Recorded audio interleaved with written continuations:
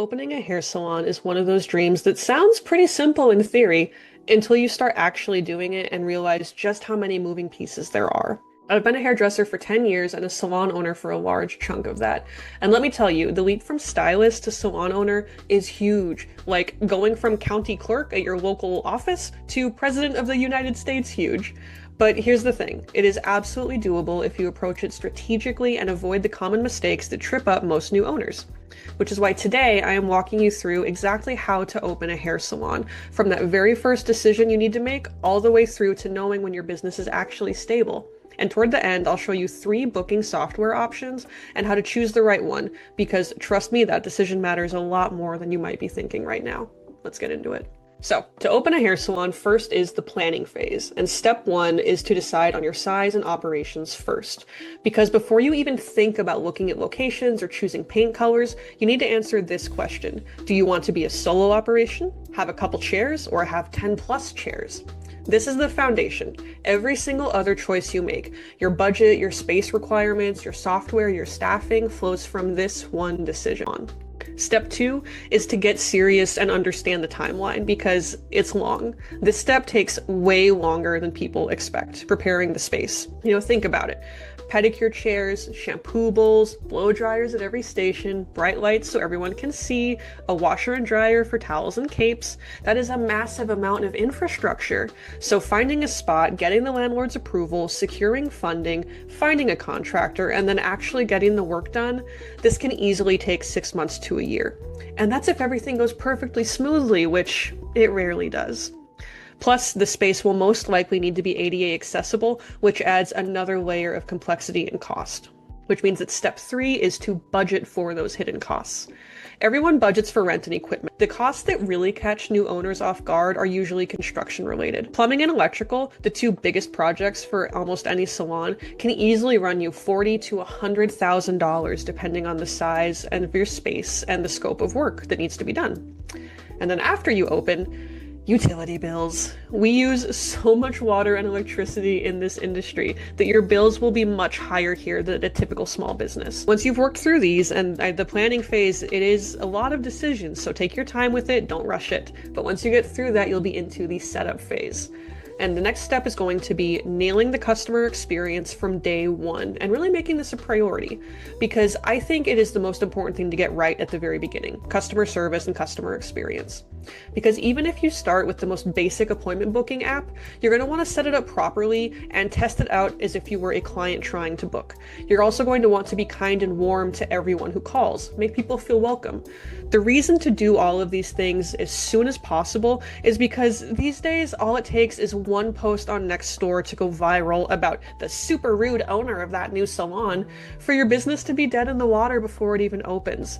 Create that world-class experience, and everything else you decide for your business will flow from there. The next step is to think strategically about your software timing. Quick story for you. I actually inherited my booking software from the previous salon owner when I took over. She started in the 90s with fully paper systems because, of course, software didn't really exist yet for salons. But about 4 years before I took over, she started digitizing and chose Booker as the platform she wanted to use. But she chose it because she, as an esthetician, really liked it, despite the fact that its features at that time weren't ideal for salons. Booker was originally released as Booker Spa, and it was much later that they added the salon functionality, and it took them a while to get it all figured out. So that meant that we were constantly finding workarounds to do things the system wasn't designed for, and clients were really frustrated as a result. So when we eventually switched after I took over, it felt like the right time because I knew the business's flow, I knew what clients wanted, and I knew what features were truly must-have. And when I eventually switched to Boulevard, it was an informed decision based on the experience I knew my clients wanted, that I knew my staff needed, and that fit in the budget that we had. So with that story said, my advice is that, of course, as a new salon owner, you're not going to have all that insight yet, and that's okay. So pick software after you have at least an inkling of your clientele's lifestyle and your own needs. For example, if you're primarily a med spa, your feature needs are so different than a kid's haircut salon, right? A simple way to do this is to look at your business model and then pick a software that meets those needs and do a free trial. As you work through the free trial, consider planning either a soft opening or invite your friends and family to go through the full process with this software: booking, confirming, showing up for the appointment, and checking out. Try to get a feel for whether it works before you're seeing brand new clients and trying to build your reputation and hosting a busy grand opening. Because the other thing to be aware of is that it can be a massive pain to migrate software later. I'm talking weeks-long projects. So either choose one that can grow with you no matter how big you get, or choose one with the full awareness that you are going to need to take real time off from doing hair at some point to transition. And remember, I'm going to show you 3 options in just a minute that will work for different business models so you kind of know where to start.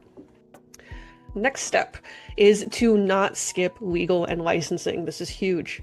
The stuff that trips people up here is usually failing to secure the correct individual and business licenses, particularly a salon shop license and licenses for each personal worker. Another issue is not meeting the local health and safety requirements. You know, we all know our state ones pretty well if you've gone through state boards in your state, but the county and the city ones, those can trip you up.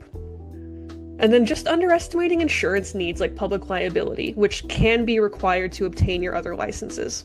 So skipping over these can be expensive, can leave you exposed or liable for issues down the road. So do your research for your specific state and city. Talk to other salon owners in your area. Hire a lawyer if you need to. It's really important that you don't skip this stuff. And now that we're through all of that, the next phase is just working towards stability and managing your mindset as you get off the ground. Because the question I hear a lot is, how long until my salon is stable? How long until I know that I'm really doing it? What stability looks like in concrete terms is a client retention rate of 60 to 70%. That's usually a very good indicator of stability. And that just means that out of every 10 clients, 6 or 7 are coming back for repeat services. That shows customer loyalty and a sustainable business model. But at first, it's a little hard to measure this. If all 10 of your first clients come back, what does that mean? What if only 2 of your first 10 come back? The numbers are going to vary wildly early on, so be aware of that. But consistent operational metrics over several months, predictable revenue streams, minimal unexpected dips in your revenue, and an overall steady cash flow, those are green flags to look for. And know that this can take anywhere from 6 months to 2 years to achieve, depending on your business plan, your marketing, and your location. The next step is to change how you think about expenses. One thing I did right from the start that I think made a huge difference for me is focusing on this. Because at first I was so against spending anything that wasn't 1000% necessary. I felt like paying for more expensive software would mean just spending more without bringing more in. But I came to realize that stopping marketing and stopping growth in order to stop spending, it's like stopping your watch to save time. It just doesn't work that way. The world's going to keep on moving. Your competitors are going to keep on marketing no matter what you try to hold on to. So pretty quickly, I stopped thinking about a lot of these as business expenses and started thinking about them as business investments. This made it so much easier to evaluate opportunities for their potential rather than making my decisions from a place of fear or worry. You can ask yourself questions like, will better software make my clients happier and my staff more efficient? That's an investment. Shift your mindset and you will make smarter decisions for your business. Okay. And now, with all of this said, we have talked through everything from planning to setup to building stability and maintaining a good mindset in those first couple of years. So now I'd like to show you 3 software options real quick, because this is one of those investments that can genuinely make or break your daily operations, even early on. First up is Square Appointments. If you already use Square for payment processing, this one is going to be a really natural fit. Their pricing is super simple. The basic payment processing is free. You don't pay any monthly fee for that. All you pay is a per transaction fee. For Square Plus, that'll cost you $49 per month, and that gives you the option to add cancellation policies, no-show fees, and multi-staff booking. Square Premium is $149 per month, and that'll give you service cost tracking and resource management. Those transaction fees I mentioned are 2.6% plus 15 cents for in-person payments, which is fairly standard in the industry today. The pros of Square are really ultimate simplicity. And if you already use Square for anything, the learning curve is going to be basically zero. You can start with the free appointments tier and upgrade only if or when you need to. It's a really quick setup compared to more complex platforms, and because Square started as a payment processor, their payment processing works like a dream. It's rock solid. Plus, when clients see the Square logo at your checkout, they trust it and feel a little more confident. The drawbacks of Square are that there is a very limited ability to customize booking rules. So like gap times, or if you have a client who always takes you longer and you want their service to be booked for longer, those aren't really a natural feature that you can do right out of the gate. You would have to buy additional hardware like a card reader for some of their other more sophisticated features too. Another issue is that, at least on the free tier, you can't easily guard against repeat no-shows. Since the no-show policy is added at a higher tier, you're just kind of stuck eating the cost of any no-shows if you go with the Square free version. And lastly, it's not really designed to scale beyond a small amount of providers before it starts getting cumbersome and is like too many different things networked together, because you've got, Square appointments, Square payments, and quite a few other things that you can add for added costs. So it can get a little cumbersome for bigger operations. Square is going to really be best for solo stylists and small teams of less than 3 people who really just need payment reliability and simplicity rather than really advanced salon features. It's a really smart choice, especially if you're already using Square for your payments. Next is Fresha. This platform markets itself as a powerful salon software at an affordable price, and it's got a massive marketplace that's worth calling out too.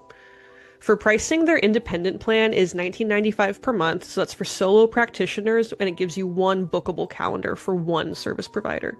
The team plan would be $14.95 per month per bookable team member, so if you needed 2, it would be about $30, and then on from there. Their payment processing fees are a little bit higher than the industry norm. It's going to be 2.79% plus 20 cents if it's online, or 2.29% plus 20 cents for in-person, plus another 10 cents if they tap instead of swipe or using their chip. It's a little bit complicated and it's a little bit expensive. Also, that marketplace I mentioned is through Fresha, and people can make an account and discover your salon that way. But anybody who finds your salon and books an appointment there, you're going to be charged a one-time 20% commission on the service they book. If a returning client books through the Fresha marketplace, you do not pay a commission fee. So it is just that one-time commission, but 20% is pretty steep even for a finder's fee. The biggest pros of Fresha are that the features are really helpful. So you get like resource booking and inventory management right out of the gate. That marketplace gives you a lot of organic discovery you can't get from many other software providers. And it's all around just genuinely affordable, especially if you're a solo practitioner or have a small team. In terms of cons, that marketplace commission means that any new client who books with you through Fresha, you are paying 20% immediately. You are also locked into Fresha's payment processing. You can't shop around for a different rate or a different provider, so you are stuck paying that. The email customer support on the basic plan asks that you give them 48 hours to respond, which is a long time in the salon world. And lastly, the customization options are a bit more limited than higher priced platforms. If you're newer or still building clientele at your salon, accessing the Fresha marketplace can also genuinely drive business to help offset that commission cost, so it is worth considering. And finally, Boulevard. This is the platform that I recommend if you're serious about growth and you want a true all-in-one solution. The pricing starts at $176 per month for essentials, or it drops down to $158 per month if you do an annual plan, and that'll cover up to 5 service providers. Premier is $293 per month, and Prestige is $410 per month. There's also a custom enterprise plan for more large, complex operations that you can get in touch with them to learn more about.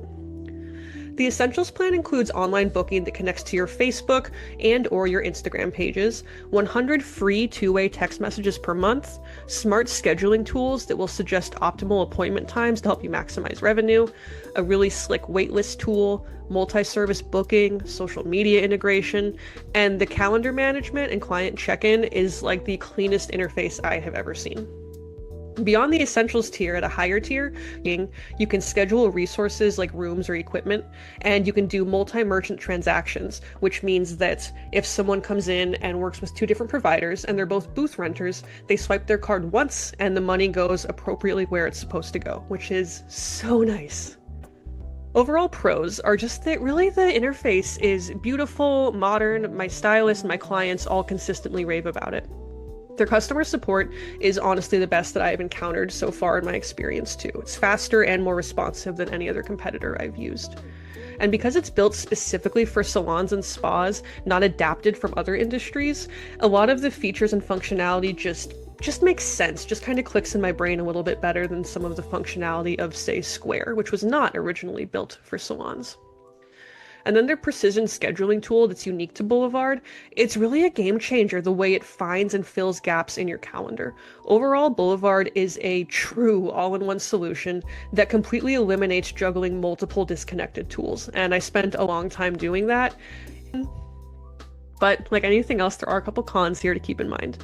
The premium pricing might be too much for salons with fewer than 5 providers. There's also no free trial. You have to book a demo with the sales team and then work from there. Who Boulevard is really best for is medium to large salons with 5 or more service providers. If you're trying to consolidate multiple disconnected tools under one hub, or you are a growth-focused salon that really, really prioritizes that exceptional client experience, this is a good option. Overall, any salon that is ready to invest in premium software because you understand the value of the long-term efficiency and client retention, you're going to find Boulevard really checks just about, if not every single box you have. Opening a hair salon is one of the most challenging, rewarding, terrifying, and exciting things you can do. It's not for everyone, and that's okay. But if you're serious about it, here's what you need to remember. Start with your size and operations decision first, because everything flows from there. Budget for way more than you think you're going to need, especially for construction and hidden costs like those utility bills. Prioritize your customer experience from day one, because your reputation in the community starts being built before you even open your doors. Choose your software strategically, test it thoroughly, and be prepared if you go for a lower end option for that potential migration down the road. Through all of this, shift your mindset from business expenses to business investments.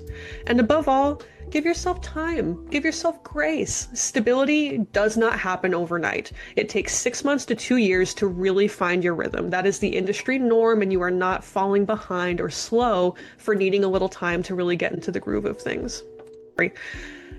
One more thing, don't try to do this alone. You can talk to other salon owners, you can join Facebook groups, you can hire professionals for the legal and financial stuff that you really don't want to bother learning or mastering. Rely on the customer support that's offered through whatever software you end up picking. You're paying for that support, so why not use it? Never be shy about asking for help from anywhere that you can get it in the community. Now, if you're in the process of opening a salon or you're thinking about it, drop a comment and let us know where you're at in the journey. What is your biggest concern right now? We're here to help. Thanks for watching. See you in the next one.